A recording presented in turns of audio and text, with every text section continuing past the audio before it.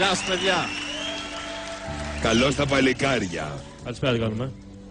Καλησπέρα σας. Χαίρομαι πάρα πολύ που επιτέλους έχουμε δύο ανθρώπους της τέχνης. Προφανώς θα μας παίξετε πιάνο. Καταλάβατε λόγω του πιάνου. Μα είναι... Όχι, είναι εντυμένοι σαν να πηγαίνουν σε μια συναυλία. Χαίρομαι πάρα πολύ που ήρθατε. Τι θα μας παίξετε σήμερα? Πρώτα είναι το Godfather, μετά της Carmen. Α, Μπιζέ. Μάλιστα. Και μετά έχουμε επιλέξει το...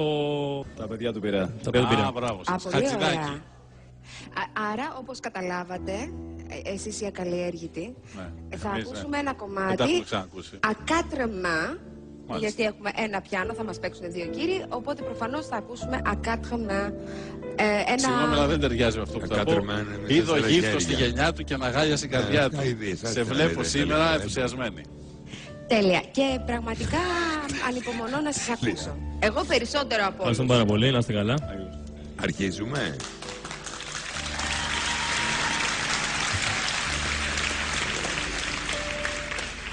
Α, σκαμπό δεν έχω. Σκαμπό, δεν έχετε φέρει σκαμπό? Χωρίς σκαμπό. Στα όρθια. Άσκαμπο.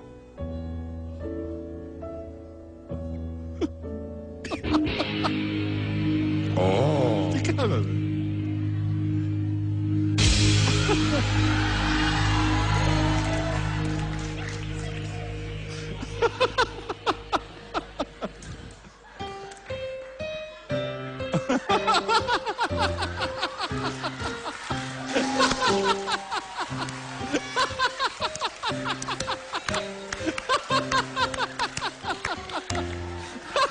Του φύγε του αριστερού λίγο.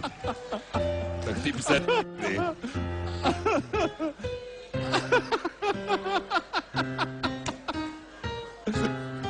Ευγενία, δεν σε πήγε σήμερα. Ναι.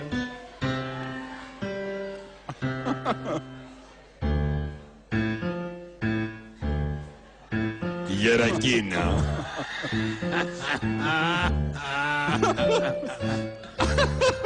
Χορεύεται.